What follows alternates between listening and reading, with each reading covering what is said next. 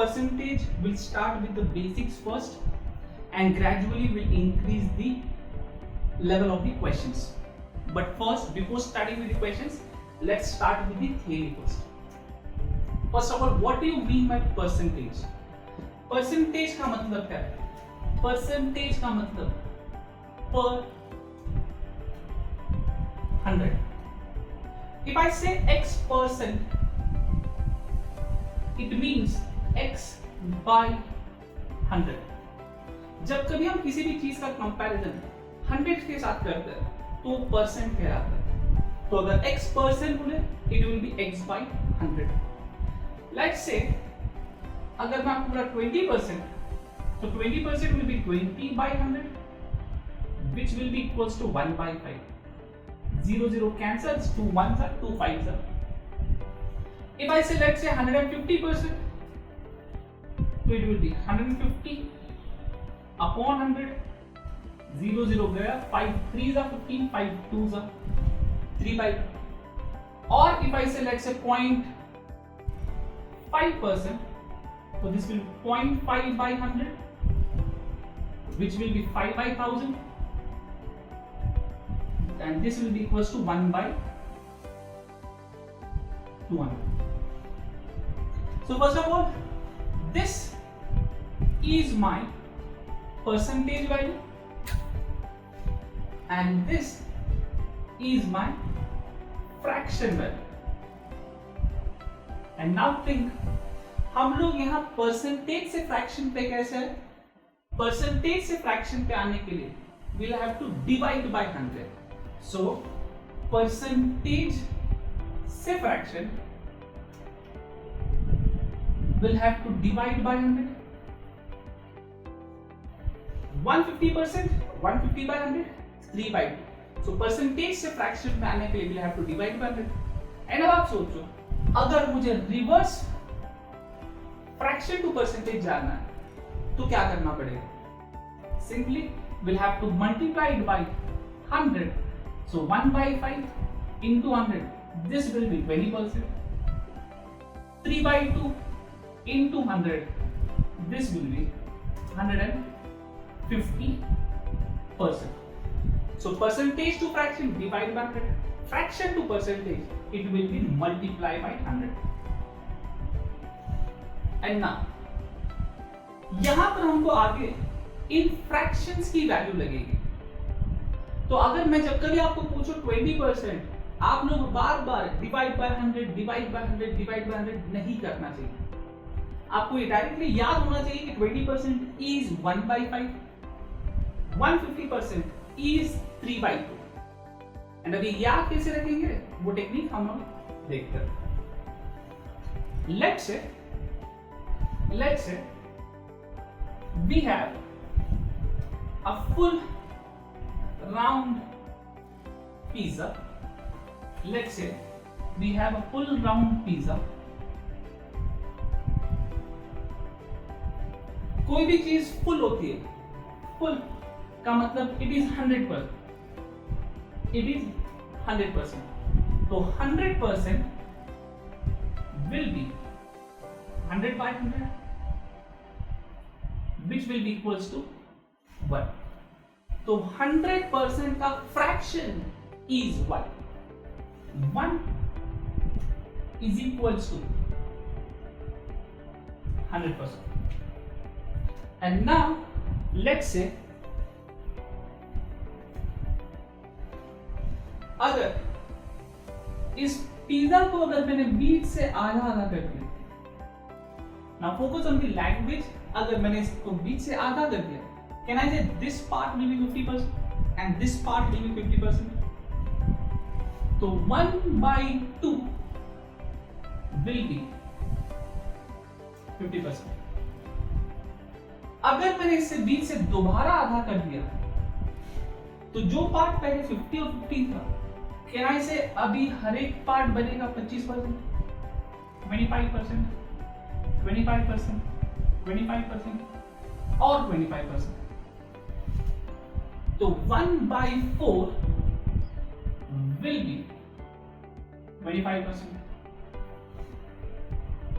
Let's say अगर ये वाला एक पार्ट मैंने बाहर निकाल लिया, ये वाला पिज्जा का एक स्लाइस अगर मैंने बाहर निकाल लिया, तो रिमेनिंग स्लाइस कितने होंगे या रिमेनिंग पार्ट्स कितने होंगे?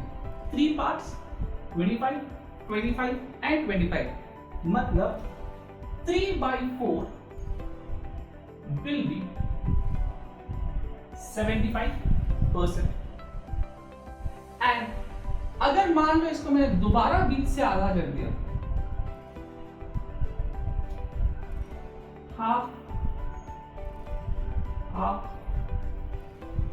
तो जब हर एक पार्ट 25 25 25 25 था, मैंने बीच से आधा आधा कर दिया, कैन आई से now each part will be 12.5 12.5 12.5%। तो एक पिज्जा के बने 1 2 3 4 5 6 7 8 स्लाइस किए, उसमें का एक स्लाइस है 12.5, तो 1/8 is 12.5%। Now let's say अगर ये वाला एक स्लाइस मैंने बाहर निकाल लिया, अगर ये वाला एक स्लाइस मैंने बाहर निकाल लिया, तो ये एक स्लाइस जाता है, तो कितने बच रहे हैं? 1 2 3 4 5 6 7, 8 में से एक चला गया तो बचे 7, तो 12.5% जा रहा है, किसमें से जाएगा? 100% से, which means 7/8 will be 87.5%। आप ऐसे सोचो, एक पिज्जा के मैंने 4 स्लाइस किए, एक स्लाइस चला गया तो बचे 3 स्लाइस, 3/4, 25% जा रहा है, तो बचा कितना? 75%। सिमिलरली यहां पर एक पिज्जा के मैंने 8 स्लाइस किए, एक स्लाइस है 12.5, अगर ये वाला एक स्लाइस मैंने निकाल लिया तो बचे 7/8, और अगर 12.5 वो एक स्लाइस जा रहा है 12.5 तो बचा हुआ हो जाएगा 87.5%। लेट्स से अगर एक नहीं, मैंने टोटल 3 स्लाइस निकाल लिए, 1 2 3, 3 slice, this is 12.5, this is 12.5 and this is 12.5। तो अगर मैं 3 स्लाइस निकाल रहा हूं 12.5 12.5 12.5, उसकी वैल्यू क्या होगी? 3/8 and 12.5 3 bar, this will be 37.5%, 37.5%। And अगर मैंने 3 स्लाइस निकाल लिए तो बाकी के 5 स्लाइस 1 2 3 4 5, इन 5 स्लाइस की वैल्यू कितनी होगी? लॉजिकली सोचो, 12.5 12.5 12.5, 37.5 जा रहा है, किस में से जाएगा? 100 में से, तो 100 minus 37.5, 5/8 will be 62.5%। I hope आपको यहां तक समझ में आया हो। आप ऐसे भी सोच सकते हो, 1 का हाफ 1/2, 1/2 का हाफ 1/4, 1/4 का हाफ 1/8, 100 का हाफ 50, 50 का हाफ 25, 25 का हाफ 12.5। और जब कभी 2 परसेंटेज ऐड होके 100% बनते हैं, या 2 फ्रैक्शन वैल्यू ऐड होकर 1 बनते हैं, वो दोनों एक दूसरे के कॉम्प्लीमेंट कहलाते हैं। For example 25 plus 75% is 100%, 1/4 plus 3/4 is 1, तो ये दोनों एक दूसरे के कॉम्प्लीमेंट। आप ऐसे सोचेंगे हमेशा, एक पिज्जा की मैंने 4 स्लाइस किए, अगर एक चला गया तो बचे 3, एक स्लाइस जा रहा है तो कितना जाएगा? 25, तो 25 चला गया तो बचे 70। आई होप आपको कॉम्प्लीमेंट का आइडिया समझ में आ गया। नेक्स्ट, अगर मैं इसी आइडिया को कंटिन्यू किया, 1/2 का हाफ 1/4, 1/4 का हाफ 1/8 का हाफ विल बी 1/16। अगर मैं LHS में हाफ कर रहा हूं तो RHS में भी हाफ करिए, 50 25 12.5, तो 12.5 का half will be 6.25%. And now think, what will be the complement of 1 by 16? 16 slice, एक स्लाइस चला गया तो बचे 15. 6.25 जा रहा, इसमें से जाएगा 100 में से, तो 100 minus 6.25, this will be 93.75%. 1 by 16 is 6.25, 15 by 16 will be 93.75. So let's say इसी आइडिया को कंटिन्यू करते हैं, और अब अगर मैं बोला कि मैंने अगर एक स्लाइस के और एक पिज्जा के मैंने 3 इक्वल पार्ट किए,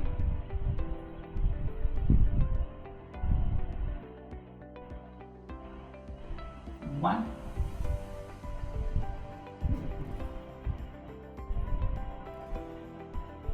एक पिज्जा के अगर मैंने 3 इक्वल पार्ट किए तो आई नो 1 is 100%, तो 1 by 3 will be 33.33%. This part will be 33.33.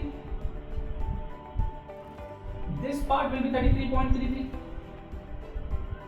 And this part will be 33.33%. तीनों ऐड होकर 99.999% बनेंगे, which is as good as 100. So 1 by 3 is 33.33%. Now think, अगर मैंने ये वाला एक पार्ट बाहर निकाल लिया, तो बचेंगे 2 by 3. This is 33.33 and this is 33.33. दोनों ऐड होंगे, बनेंगे 66.6966%. Right? So 1 by 3 is 33.33, 2 by 3 is 66.66. दोनों ऐड होकर बनेंगे 99.99%, which is as good as 100. And इसी आइडिया को कंटिन्यू करके अगर लेट्स से मैंने इसे दोबारा बीच से हाफ ऑफ कर दिया, तो 1 by 3 का half will be 1 by 6. LHS में हाफ कर रहे हो तो RHS में भी हाफ करिए. 33.33% का it will be 16.66%. And now think, what will be the complement of 1 by 6? एक पिज्जा के 6 स्लाइस किए, अगर ये वाला एक स्लाइस चला गया तो बचेंगे 5 by 6, और वो एक स्लाइस है 16.66. अगर ये जा रहा है तो 100 में से 16.66 जाएगा, बचेगा 83.33%. So 1 by 6 is 16.66%, 5 by 6 is 83.33%. दोनों ऐड होके 99.99 बनेंगे, which will be 100.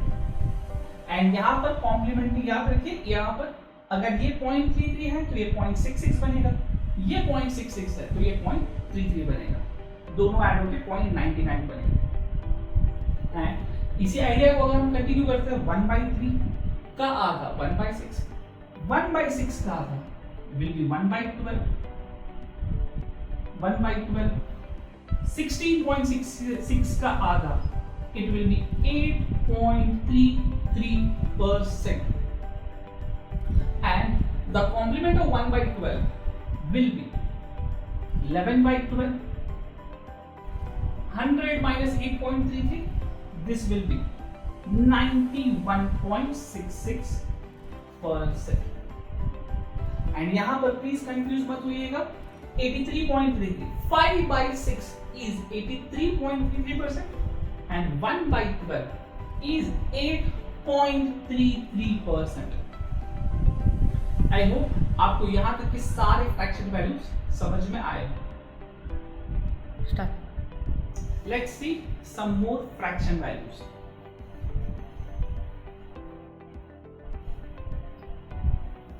So now I know 1 by 5, sorry, 1 is 100%. तो what will be the value of 1 by 5?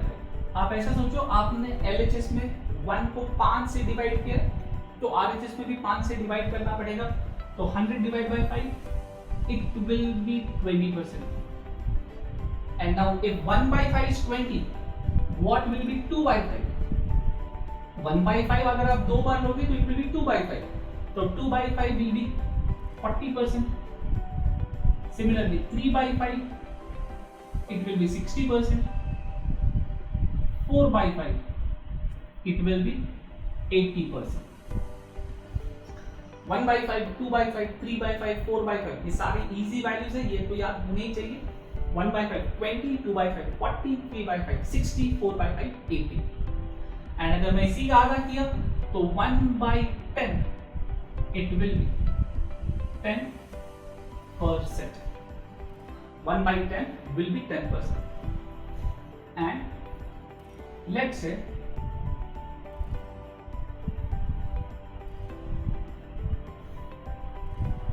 1 by 7.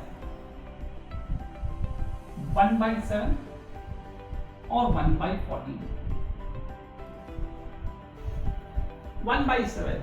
अब 7 is a prime number, तो ये वैल्यू आपको याद रखनी पड़ेगी. बट लकीली 1 by 7 की वैल्यू काफी इजी है. 1 by 7 is 14.28% and 1 by 14 is 7.14%. इसे याद कैसे रखोगे? आप ये सोचो, 1 by 7 में 14 का टेबल चल रहा है. 14 1s are 14, 14 2s are 28, और 1 by 14 में 7 का टेबल चल रहा है. 7 1s are 7, 7 2s are 14. तो 1 by 7 is 14.28 and 1 by 14 is 7.14%. Exam में कभी कभार एक और फ्रैक्शन वैल्यू पूछ देते हैं, which is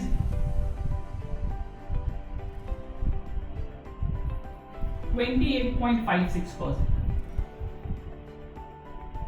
28.56%. नाउ यहाँ मुझे क्लियरली 14.28 का मल्टीपल दिख रहा.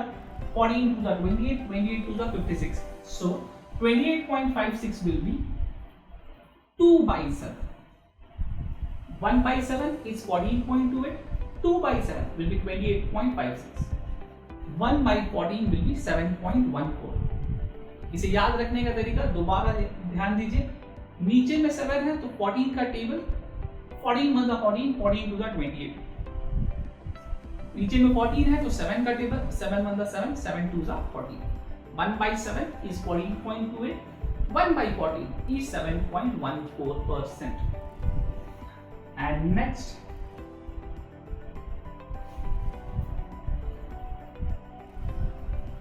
next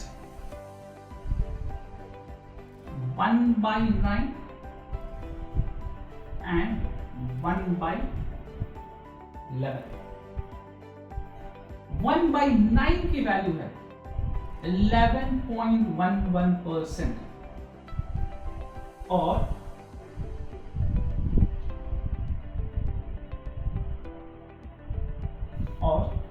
1 by 11 की वैल्यू है 9.09%.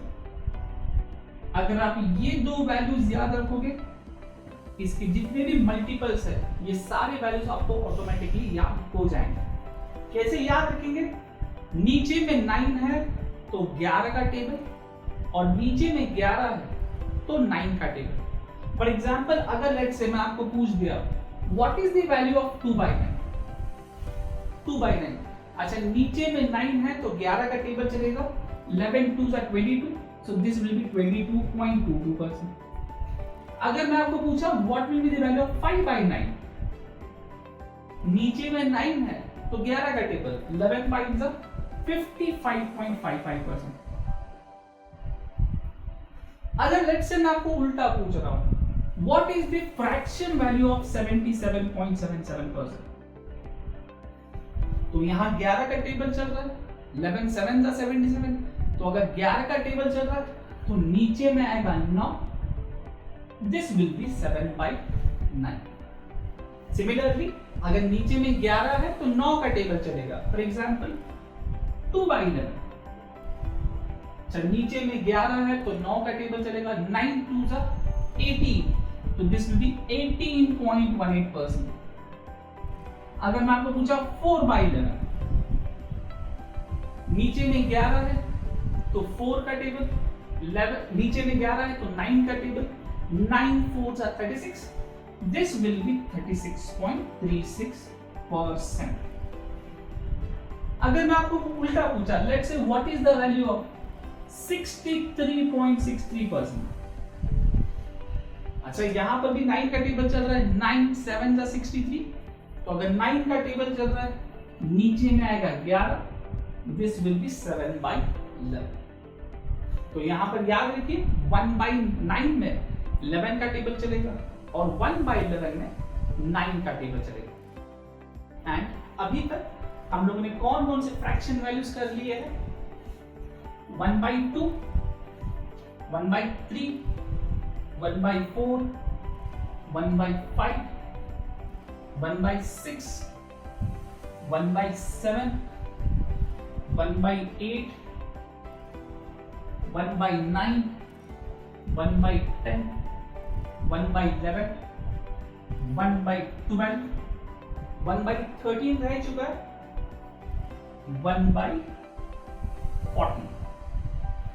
So now we'll see the values of 1/13 and उसके आगे के values.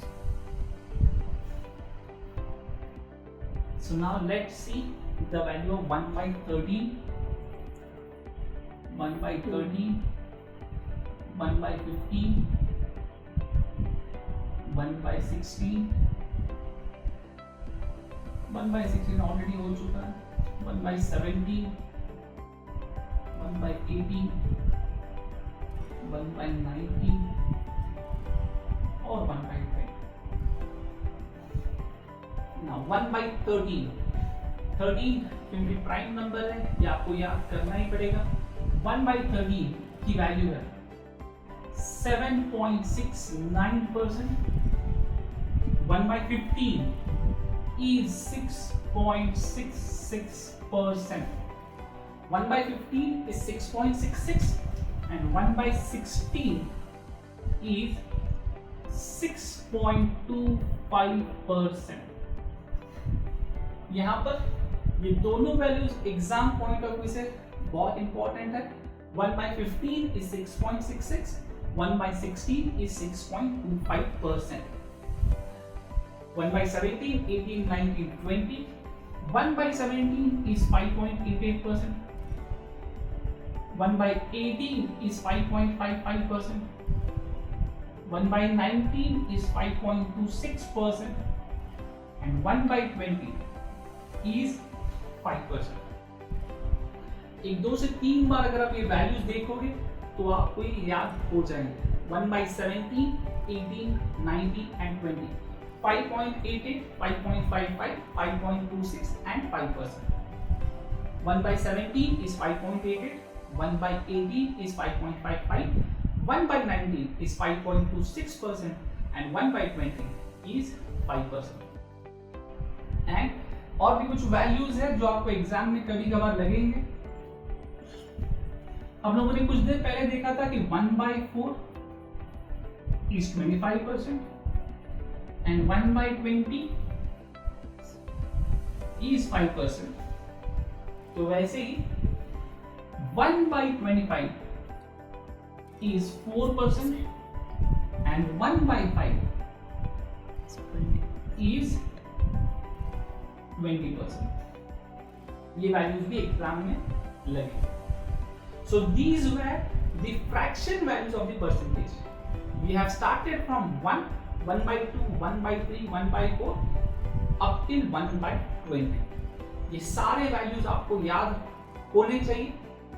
अगर यही याद होंगे तो हमारे आगे के परसेंटेज के टॉपिक में ये सारे वैल्यूज बहुत ज्यादा काम आएंगे।